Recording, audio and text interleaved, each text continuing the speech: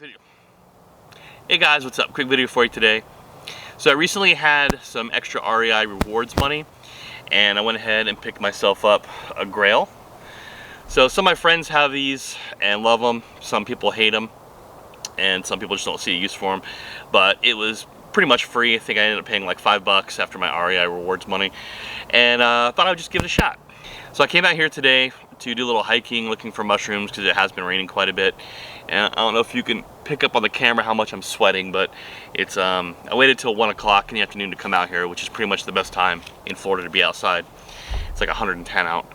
Maybe not that bad because it's overcast, but anyway, I wanted to put the Grayl up against the Sawyer Squeeze, which is what I've been using for years and I have zero complaints with. But you know, I figured I can't talk smack about this without actually trying it, so here we are.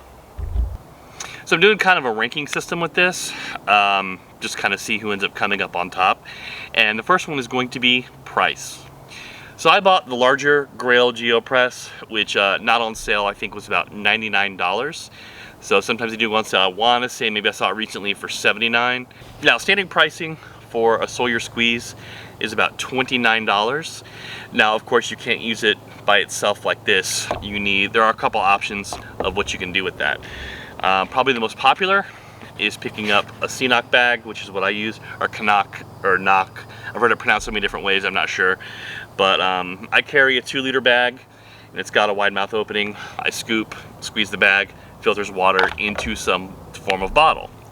Now bottles that I typically use are going to be some form of smart water bottle or my Nalgene. So obviously if I'm going ultralight, I'm not going to bring this, but on short hiking trips, car camping, things like this, I like using this Nalgene, not because it's any better than this, except for the fact that it's not disposable, but I just like using it. You know, it's one of those pieces of kit that you just like using.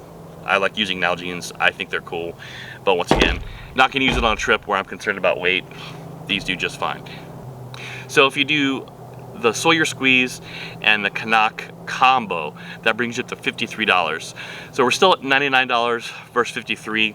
Or what a lot of ultralight hikers do is they just simply use their smart water bottle, scoop water, attach the filter, and then you're good to go.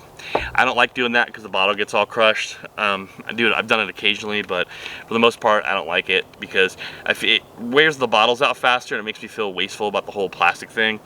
And I know it's a small drop in the pan compared to everything else in the world, but it still makes me feel bad, so I try not to do it. Plus, the knock bag is just more convenient with the wide mouth.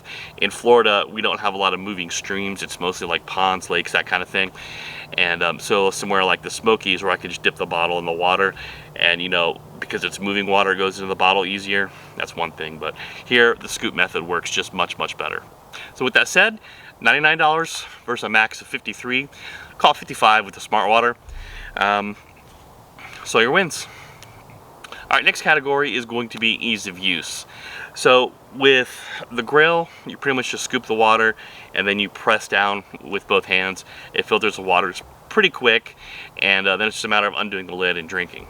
Whereas with the Sawyer Squeeze, it's similar. You know, with the knock bag, you scoop the water, squeeze the bag, water goes out of the bag through the filter into another bottle, and then you're good to go.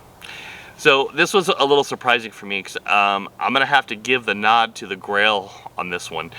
Just scooping, pushing down, and going was quite a bit easier than I was expecting. I thought you had to use a lot of force to push it down, and it wasn't nearly that bad at all. Now if you have something like a sprained wrist or something, or you have one arm, then that might be an issue, but for the most part, I'm going to have to give the nod to the Grayl on this one. Like I said, I was surprised. I was really expecting my Sawyer to win this one. Maybe if I ran a gravity system, because then you just scoop, hang it, and let it drip, and you're not doing anything except waiting. But if I'm on the move, or you know, say I'm somewhere fishing and I'm out of water, I want to drink right now, honestly, the Grayl wins this one. So we're giving a notch to the Grayl on that one. So the next category is packability, which also includes weight. So the Grayl is pretty heavy, all things considered, coming in at a big 15.9 ounces, so pretty much a pound. That is pretty heavy for water filtration in my opinion, because the Sawyer and the Sea-Knock bag combined come to 5.3, so you're losing well over 10 ounces of weight for there. This, however, could be in like your bottle sleeve of your pack, whereas the Sawyer and the Sea-Knock bag are going to be packed away somewhere. So ease packability, it's kind of a toss-up with because one hand, one is much lighter. The other hand, the Grayl is your water bottle, so it should be right there at all times. So we're going to call this one a draw on that, because the Sawyer could be the same way. If you're using it on the smart water bottle, it will also be right there. So depending if you have it packed or if you're having the smart water bottle, depends on who wins that packability round. So either way, we're going to call it a draw and move on to the next one. Okay, so next category is longevity. So, and here's honestly where the Sawyer kind of kicks the Grayl's butt. The Sawyer's good for something like 100,000 gallons of filter, plus it has a back flush system, so if it does come clogged, you can back flush it and it should unclog it. If back flushing simply doesn't work, you can take your filter, which I've had to do before, and you soak it in a pot of warm water at home. That kind of loosens everything up, and then back flush it a few times, and you're good to go. Whereas the Grayl is only 65 gallons, and then you have to buy a new filter, which I can't remember the price, somewhere around 30 bucks or 35, 25, I'm not sure. But Grayl 65 gallons, Sawyer Squeeze 100,000 gallons. That's pretty much a no-brainer there. Sawyer wins that round. Alright, so unfortunately at some point during filming, my microphone stopped working properly, or something went wrong with my camera, because it still recorded audio, but it was super staticky, and so I just can't really use that footage. So luckily there's only a little bit left, so we're just going to finish it up here in my game room. So this last section is called the cool factor. Now, this whole thing is very subjective to how you feel about things, but I was just going to go over a few different things about each company. So right out of the gate, the Grayl, they sponsor or work with Dave Canterbury and Self-Reliance Outfitters and Pathfinder School in some kind of way. And I'm sure several other outdoorsmen, which I think is really cool. I'm all about companies that give back to the specific communities you are a part of. I think that's great.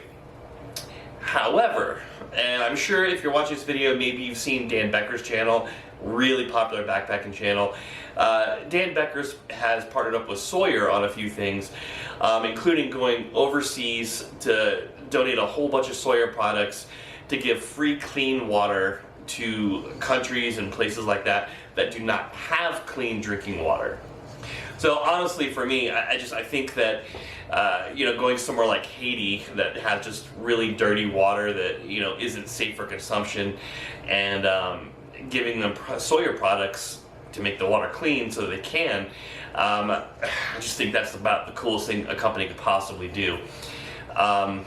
So maybe for you it's the Dave Canterbury thing, you think that's cooler, but for me, helping people in need is always going to trump anything else like that.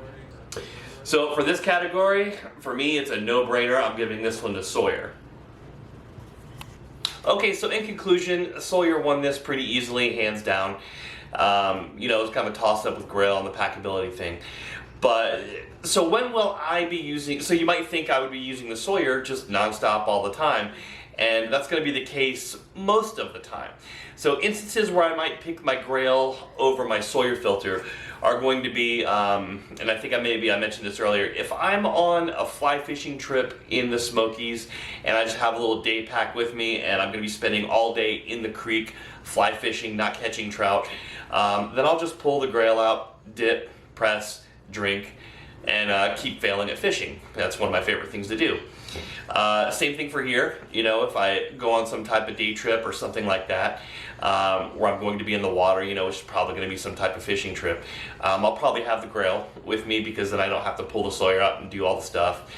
But on any type of backpacking trip, especially if I'm covering miles where it's going to be several hours in between water sources, then I'm going to stop, use my Sea-Knock or Knock, whatever it's called, bag with my Sawyer, fill a bunch of water bottles, throw my pack, and head on my way.